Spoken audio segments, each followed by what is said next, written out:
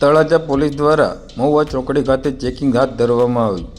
તારીખ 10/11/2024ના રોજ રાત્રે 12 કલાકે તળાજા પોલીસના ઇન્ચાર્જ પીઆઈ આરજે ગોર સહિત પીએસઆઈ તિવારી દ્વારા મહુવા ચોકડી ખાતે કોઈ અનિચ્છનીય બનાવ ન બને તેને લઈને પોલીસના સ્ટાફ સાથે ચેકિંગ હાથ ધરવામાં આવ્યું હતું।